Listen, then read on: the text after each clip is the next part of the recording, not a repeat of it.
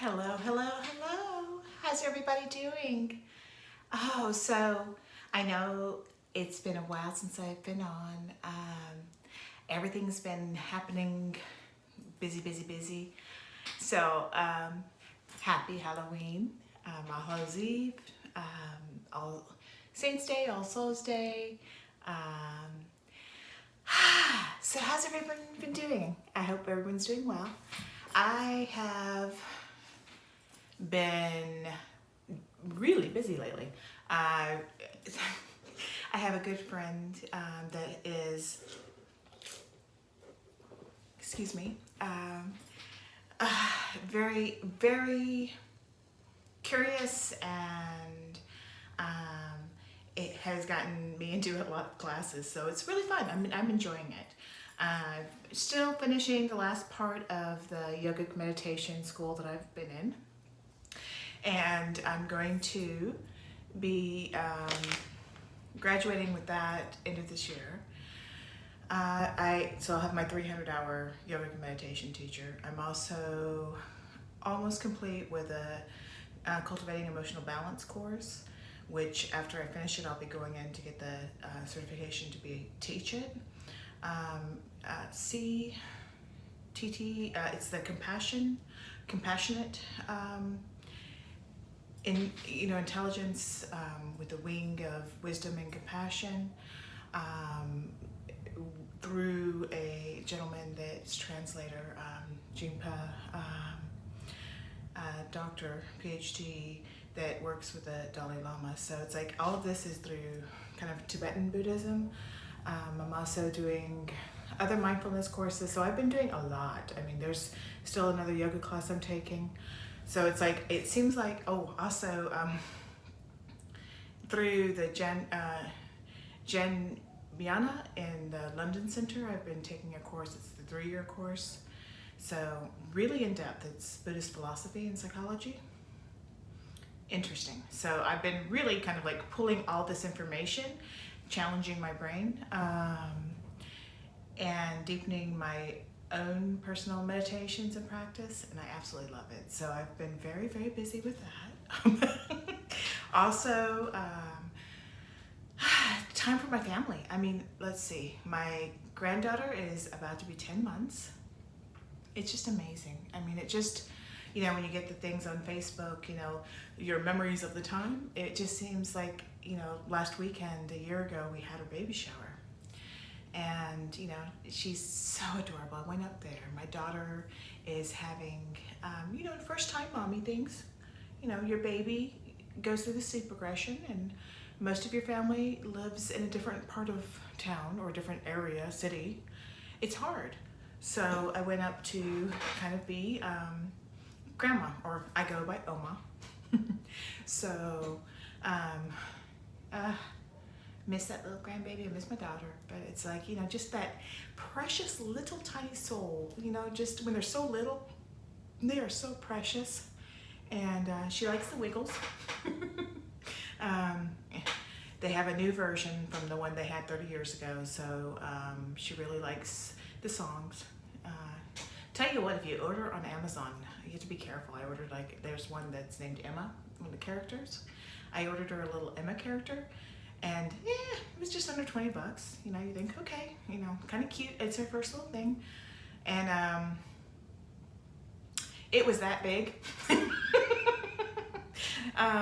Some misleading things I saw at the reviews. Someone had said they had bought all 4 of the characters for their child for their birthday. And be careful, read the full description. But she had already grabbed it. So, just seeing baby crawling around, pulling on the little hair, too adorable. So my daughter, I don't know. I mean, the oldest is 29, so she's such a beautiful young woman. So smart, so caring, such a good mama. I mean, my grandbaby is so well adjusted. It's just, when you go through the sleep regressions, it's harder. So that's been worked out. They had time. I absolutely adore my son-in-law and my daughter. That we went to a pumpkin patch. It was out way far away, like a different little city. That was like a kind of a farm slash furniture store slash this, and they had a petting zoo. And I don't know about wherever you are, if you're in the United States, or, you know, Canada, you know, pumpkins, you know, I don't know in Australia or any of the other countries if pumpkins are in season. I know kind of opposite seasons. But if you do a pumpkin patch, you know, I know that prices have gone up for everything, you know, a little bit of inflation that's pinching us all. But darn it, I mean, pumpkins, you know, it was like something like $3.75 per pound.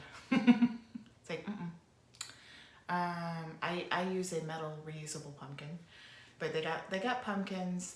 There's a little petting area, tiny little pig. They're very cute. There's a llama, but it was cute. My youngest wanted to pet or hold one of the chickens, but she thought that there's so many people there, the chickens probably wouldn't appreciate it. And I thought, how sweet is that? I mean, a caring kid. So it was neat. The little one, they got to both touch a little baby pig, very cute, very, very that, out in the country. Got some really good pictures. It's kind of funny. My daughter, my youngest, is in 4th grade. Had her school pictures, and of course she'd had it in her backpack and didn't bother to tell mommy before we drove away. But she was wearing a dress because they wanted to get pictures, you know, Summer and my oldest, and her husband and the baby, you know, just get that kind of the fall pictures, very picturesque, lots of pumpkins in different gourds, corn, you know, hay stacks. I got a really great picture of my littlest and of my oldest. You know, I was like, okay, I had things to frame. So that kind of stuff. I mean, it's just kind of like, you know, singing to a baby, playing with a baby, doing a lot of heavy Buddhist philosophy reading. You know, I have some friends that are going through different issues, health and others issues, so just being present for them. So it's been a busy little season, but now we are into the spooky season. Spooky. So my youngest has been sick most of this week. You know, of course, you know, she starts sniffling, coughing. It could be allergies. It's not COVID, thank goodness. It's probably influenza, influenza B. So she's been out for most of this week, and she's not running fever now. So I don't know if she'll be able to actually trick or treat. I have to get a clearance from her doctor to be able to do that. No sense in going and sharing the flu, right? So here's my thing. Okay, so we're still in a pandemic. Oh no, that's a censorship word. Current health situation where we should be concerned about our neighbors and people around and anybody that may be vulnerable. I was going to do the trunk or treat thing again, but I figured I found a rather large plastic cauldron. So I got various candies, you know, chocolate, the good stuff. And of course, you know, I'm always worried that I'll have some kid that has like the teal pumpkin. And the teal pumpkin, the signs of a child that may not be able to have candy for various reasons. So I've gotten vampire teeth, wiggly bats, skeletons, balls that are eyeballs. I have a bunch of little things that they could take too. So got a whole bunch of stuff. So I think I'll put that, you know, a little distance from me and watch the kids come up and trick or treat. We'll get some dry ice for fog. We had a windstorm. When I went up to the Dallas area where my oldest lives, I had decorated and made some ghouls for her yard. And of course, Dallas is in the tornado alley, and the wind was really bad, tore them apart. So I brought some spider webs and spiders and that kind of stuff. I got her a hanging man in a cocoon. My oldest is, you know, a stay-at-home mom now, and 1,000 different things, and the Spirit Halloween in her area was pretty not stopped. So, you know, she grew up with both myself and her aunt, my best friend, are major Halloween people. Well, actually holiday people. You should see Christmas. When Christmas is around, my house throws up snowmen, okay? But so I wanted to help her get that up. So thankfully my son-in-law can hang things really well. You know, it's just the different things, a couple body parts, chopped off hands, you know, nice little sign, and some spider webs. So it looked great. People commented on it. It was like, yay, I made a difference. Yeah, making a difference now for me is decorating Halloween stuff. Well, I try to be there for other people too. But I had the Home Depot's Dark Angel. Yeah, the angel of death on my porch. Oh yes, you have ALS, MND, you know. You got a terminal disease. I find it extremely humorous. It's spooky though, it really is. Well, we had this cold front come in, and there's been a bunch of wind. My daughters had carved pumpkins together, very cute, and my littlest ones was out, and the great big 8-foot tall dark angel of death, fell over in the wind and crushed the pumpkin. So he's been sitting inside the house, just inside the door, because we got I think 25 to 35 knots winds, and they had gusts up to 50 miles per hour. So some of my bats that were in the tree are kind of like hung up. The climbing zombies, go figure, they stayed on. I have a reaper that's in the corner that he's been like tossed around, and all his stuff has been around a bush. My scary scarecrow, his head flew down back and knocked over part of our fence. It's been fun. So we've just been having odd weather in Texas. I don't know. I am not going to talk about Texas politics. I am voting on Tuesday. Those in the United States know what interesting times we're having in Texas. I think it's even gone international. Yeah. It's something else. So, I don't know. There's got to be different change. I'm not going to fall into the corners and the things of tribalism or being divided and this and hiss and fit and that. I just don't like the idea of someone being able to tattle on someone about something that's nobody else's business. It should be between a woman and her doctor, if you ask me. So, that's all I'm going to say on that.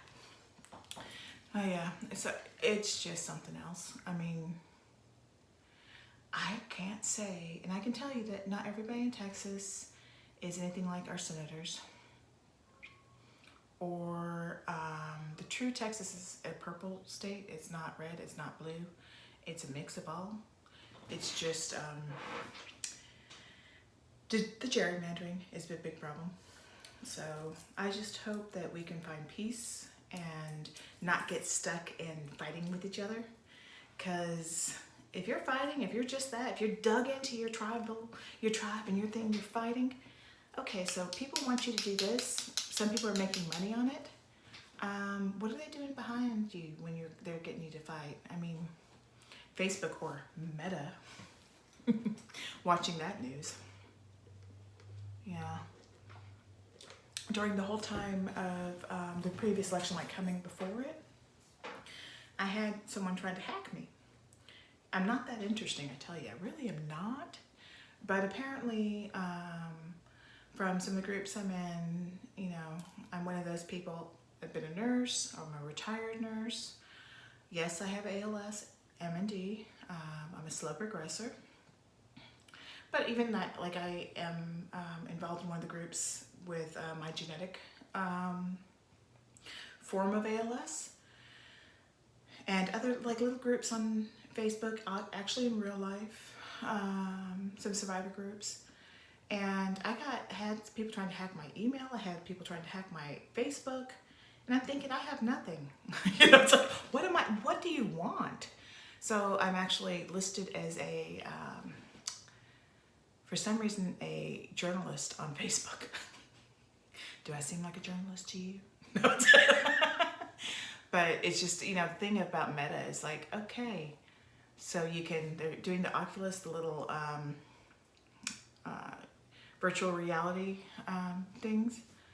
And you can be in meeting. You can play cards with people being in cartoon bodies. Interesting. I mean, it's nice. I mean, I am in 1,000 Zooms. I'm sure you all have been on Zooms and other various platforms, meetups, Skypes, just the way things are right now. And I'm blessed because of this health condition. I mean, I have access to a course and class, first time ever, from a London center. It's like I'm going to class with people from around the world. I mean, I'm traveling on Saturdays on Zoom around the world. I find that fascinating because the more, even, in any time, in any country you are, you probably have similarities to more people than you think. So this whole tribalism thing it doesn't make a lot of sense to me. But imagine that plus wearing goggles and, meeting people virtually and feeling like it's interesting. It's going to be strange. It's like, for those of us that have MND or ALS, when we can't move, if we have those Oculuses, will we feel like we can be present and move? I mean, that's a thought, right? I mean, that could be a good thing. It's just that, I think about my 9-year-old. I still want her to go out and live, not be stuck in a box of any form, I don't know. It's going to be interesting the way the world develops. Meta means large, but also, Buddhist, meta means loving kindness. So let's hope there's some loving kindness in there, in the whole metaverse. Tell you what, I mean, think about it. You guys remember, if you're of older times, remember getting up and changing the channel on the TV, putting a DVD in or a VCR, tape in, not, being upset if someone didn't rewind it. That's all parts of the past. I mean, the world is advancing. So it's going to be an interesting thing to see what the metaverse will be for those of us with MND ALS. I'm thinking, I kind of have gotten, I'm 2 years in of my diagnosis. I'm comfortable with having the terminal illness. Yeah, I'm dying, but I'm alive right now. I know that I am a slow progressor, which is absolutely amazing. I mean, I'm weak on my left side. When I wake up before I stretch out with the spasticity, I have a difficult time walking. I can be kind of scary, but if I do that, I can maintain, and if I take my breaks, fighting the fatigue, I can actually live pretty well. ALS or MND is kind of an umbrella diagnosis. Anything I talk about related to the diseases, I'm talking about my experience with ALS, MND, and if you have any questions about your own care or your own condition, I recommend you talk to your physician and someone you trust. This is not medical advice, just so you know. I'm retired and I'm C9, don't trust. No, just if you know about C9, you know what I was saying. But so there's different disorders under the same diagnosis of the disease. I'm in a section of people that's like, of the 10%, 10 to 12% that are genetic, about 60% of us have C9 ORF72. On chromosome 9, ORF72, it's a different number, but there's different repeats, and that does a RNA protein, so that damages the motor neurons, also the frontal temporal lobes of your brain. That's one reason why I have been gung-ho with meditation, is creating more gyri, the little ridges in my brain, maintaining my frontal and temporal lobes as much as I can, or at least stressing them that way. Who knows if it works? I'm trying. Reading lots of books, doing the different pranayamas or breath work. That's been really helpful. As I've said 1,000 times. Sorry, it was my little girl.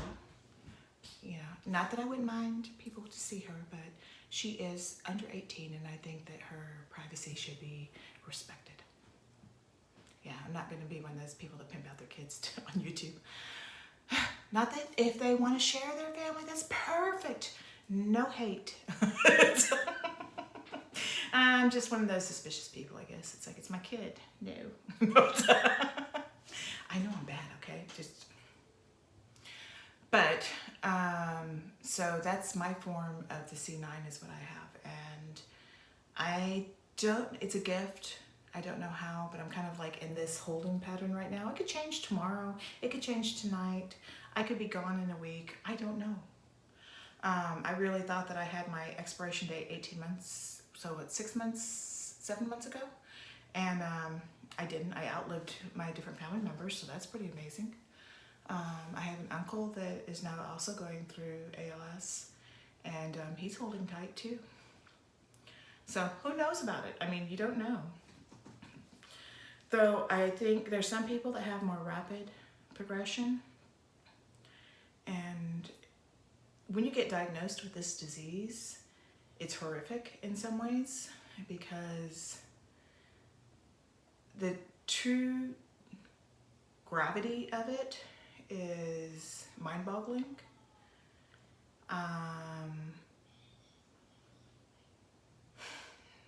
The loss of independence is difficult for most adults. There's a very rare thing of juvenile ALS, familial, but it's rare.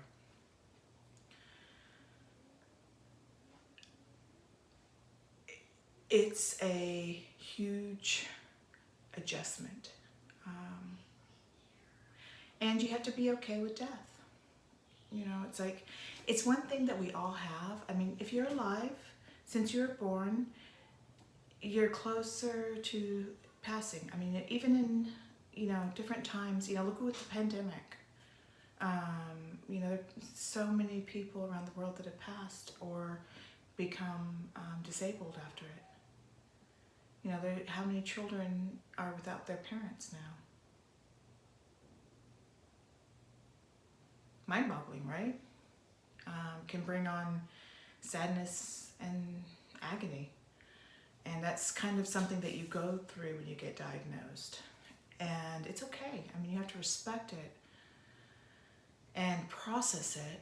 I recommend people, if they have the ability to, definitely get involved with the ALS Association or any of the MND organizations in your area. But if you have the chance and you have the need, talk to friends, your significants, let them know what you want. But also if you can get counseling or talk to somebody that you have good rapport with to help you process it. I really think meditation helped me. And of course I have the concerns about the other issues that can happen with C9. But I feel like by retiring, I wasn't able to, the simplest thing with being a nurse, there's clinical aspects that you have to do. So there's things I can't do with my hands anymore because my accuracy with my hands is that I'm losing the fine motor. I couldn't do it. And with the amount of actual physical work that you have to do, I couldn't do it anymore. And in that process, I went ahead and I retired, talked to my doctor, and, I am disabled. I'm one of those disabled people that like to think they're able. So I'm still having that not quite ready for being immobile. It'll come, I know it will, and I will adjust it at that point. As I've said, I'm not comfortable showing the issues I have because, you know, that's when I'm at a different stage, perhaps I will. But I do this to help people that are going through it. You know, if someone finds my video when they're worried about their symptoms or they've just been diagnosed, you know, I've been there. And if I can help that person that's there right now, perhaps they can help the next person that's right there. You know, it's like we all have to kind of lean in and help each other, right? But I'm not,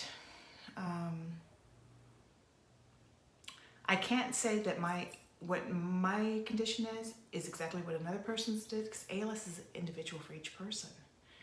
And for my own self-dignity, I'm going to keep my channel to the level I feel comfortable with. That's it. You know, I don't know. I wish I had better camera equipment, which I'm working on. If you have the ALS, you're going to have to figure out how to live. You know, you don't stop living just because you have any diagnosis. Yes, you will stop breathing, right? Everybody, if you have cancer, if you have ALS, if you have a virus, you can die, and that's okay. You know, I have no desire to be immortal. I have no desire to live forever. You know, whatever time I'm given, I will fully be present and try to live it. And that's something that I think through the whole pandemic, you know, a lot of America and around the world have been able to reevaluate how they're living. You know, besides being locked up and looking around, you know, 1,000 Zooms. It radically changed my life, and I'm going down a different route now. It's funny because I've had old friends that told me that they thought I'd be doing this when I was younger. You know, the little alternate stuff like meditation facilitator. May do the breathwork facilitator thing. It's just in different parts of the world that can be seen as something else. So,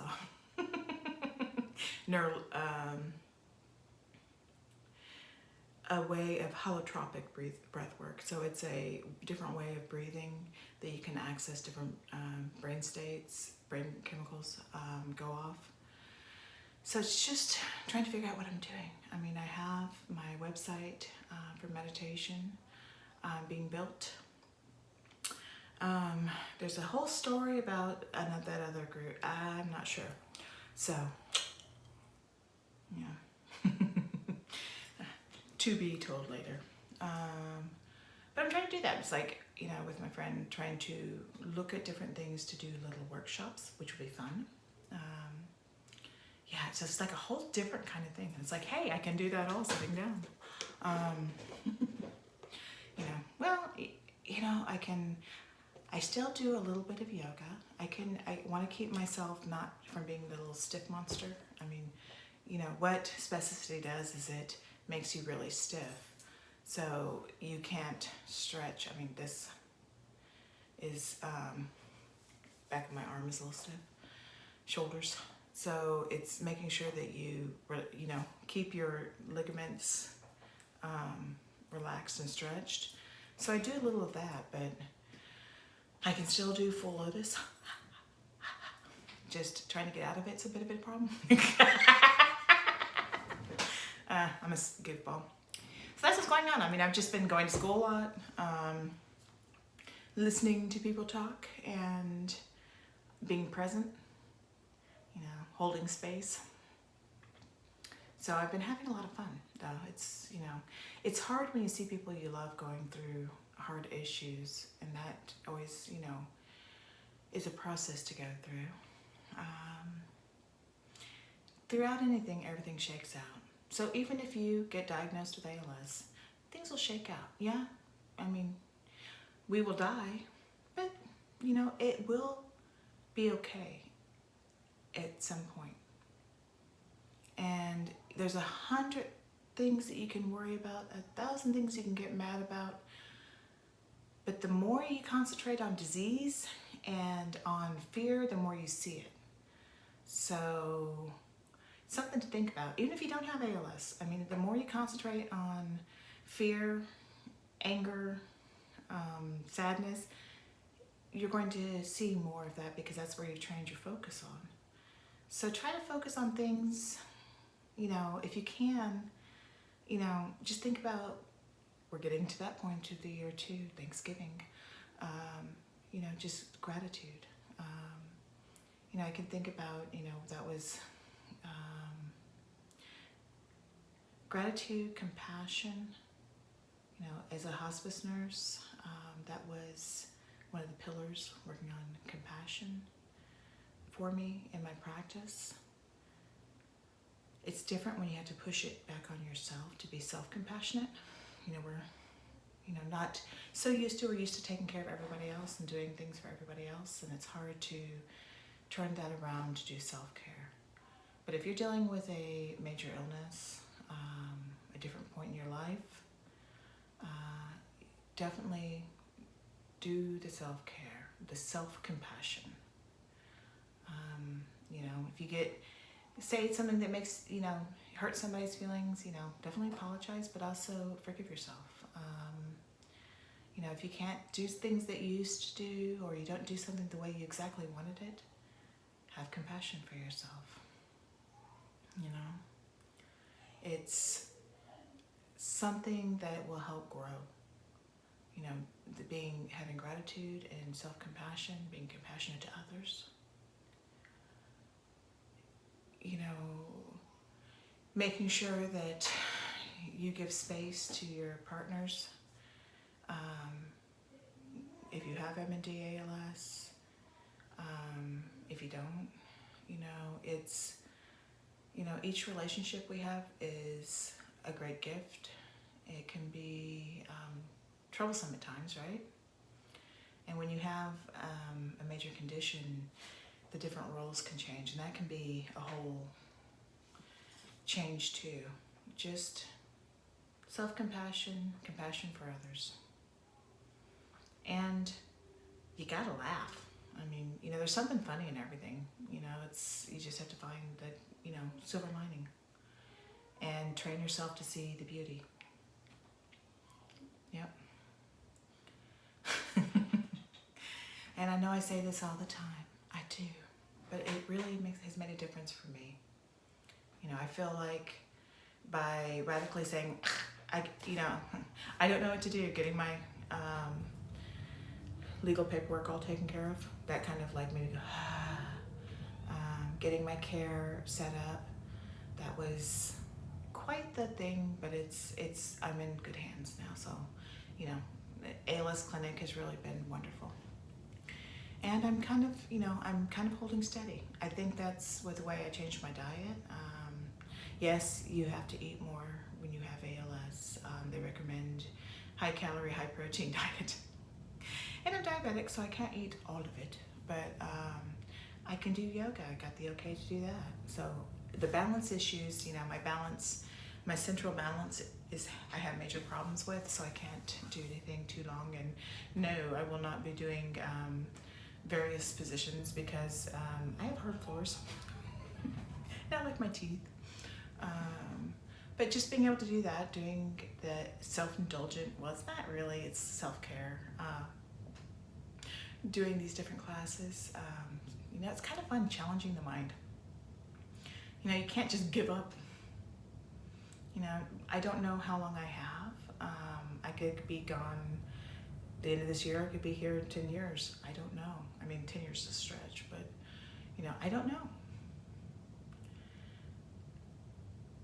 With, you know, retiring, with having this, what I'm personally going through is, what is my purpose? You know, yeah, I'm here to love people. I'm here to love my family, love people, be compassionate, do metta, loving kindness for other people, laugh. But it's like, you know, kind of like you retire and then, you know, you don't suddenly die. So now what? You know, I'm starting the meditation business, but I'm trying to figure out my purpose. Interesting, huh? I'll figure it out.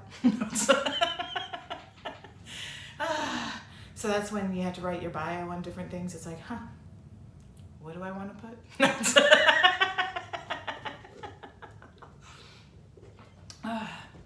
So I hope you guys have a wonderfully spooky, ooky Halloween.